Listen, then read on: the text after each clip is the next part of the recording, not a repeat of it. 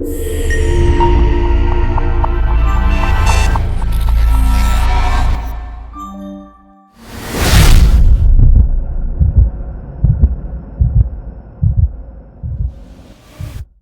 was Miles Monroe that said, when the purpose of a thing is not known, he said, abuse is inevitable. What we are trusting God for tonight is to help us understand the meaning of existence so that we can set our priorities aright even as we journey through time. Because the truth is that the way life did not begin in time, it will not end in time. We came from the regions of eternity. And when we are done with our purpose on the face of the earth, we will still step out of the envelope of time back to eternity. So if we live our lives neglecting the eternal realities of God, it means we have not understood the meaning of existence. And so tonight, I'm trusting the Lord that He will help us to gaze into Zion and look upon the things that pertain to our peculiar callings, the demands of our ordination, and align with the marching order of the Spirit, even as we fine-tune with the frequencies of God. Not only to make meaning in time, but when we get to eternity, like Paul, we will say we have finished our course. There remaineth for us a crown of life. We will receive the glories of eternity, and we will live with our King forever and ever. You know, when I started contemplating marriage, the Lord asked me, what is the purpose of marriage?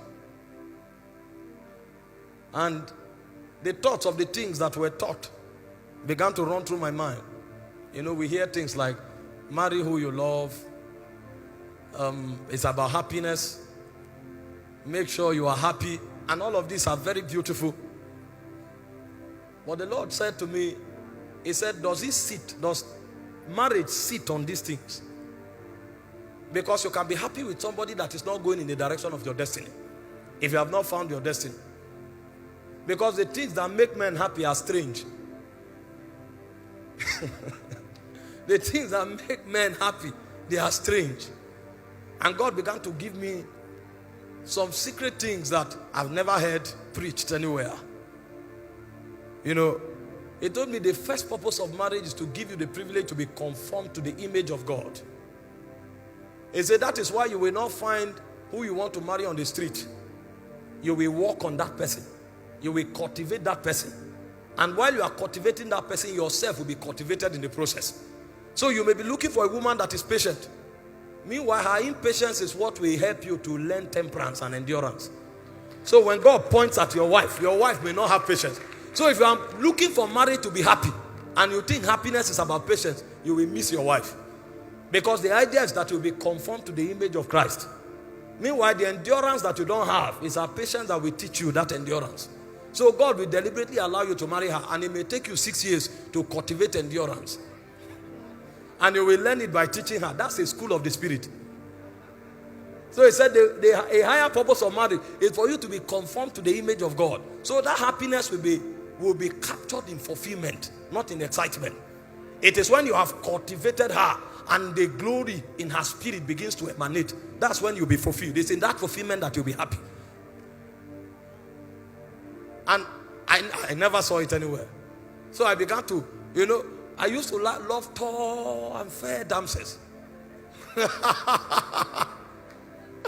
And my goal of happiness was to find a woman without blemish.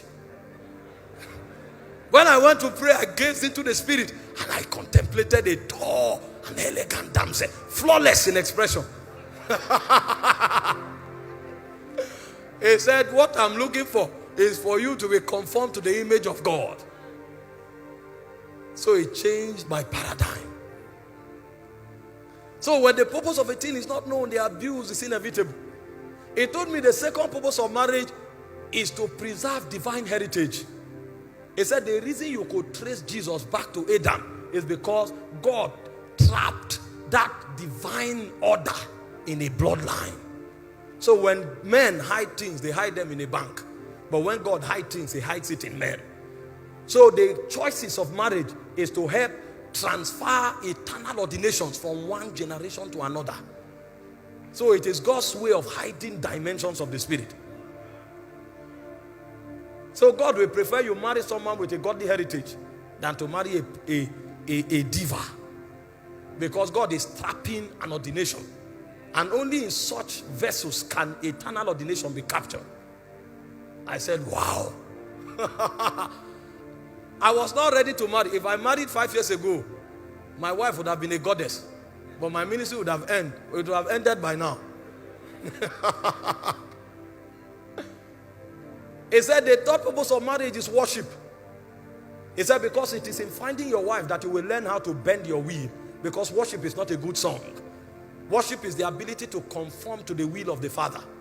So it is it's not what I desire, it's what you desire. Not my will, but thine.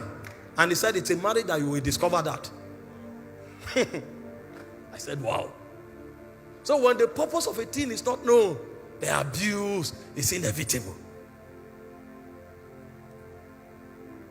He said the fourth purpose of marriage is so that you can learn the mystery of oneness. That's the mystery that holds the Godhead together. The Father, the Son, and the Spirit. The ability to live and become one. And that was why he said, for the woman, love is submission. And they say, for the man, love is sacrifice. So everything the woman has, she relinquishes it. And it looks as if she's vulnerable. And then everything the man has, it commands the man to lavish it on the woman.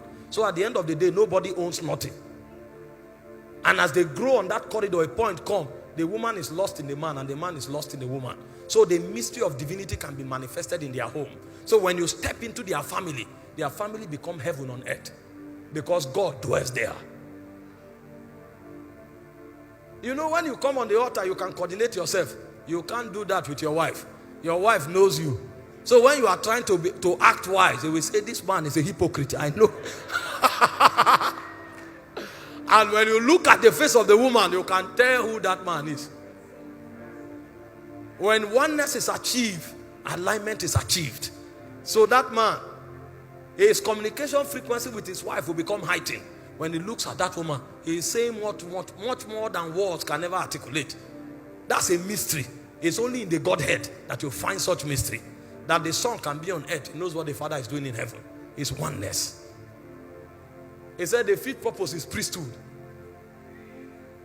He said, when the purpose of a thing is not known, abuse is inevitable. So when our gathering tonight is to help us understand why we were called. Why we were called. Why God summoned us. And what He brought us to achieve for Him on the face of the earth.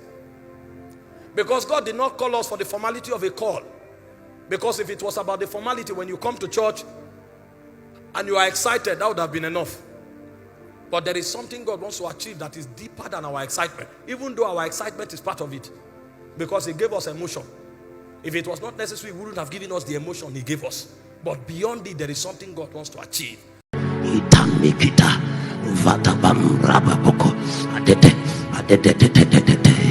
I will not end like this. No.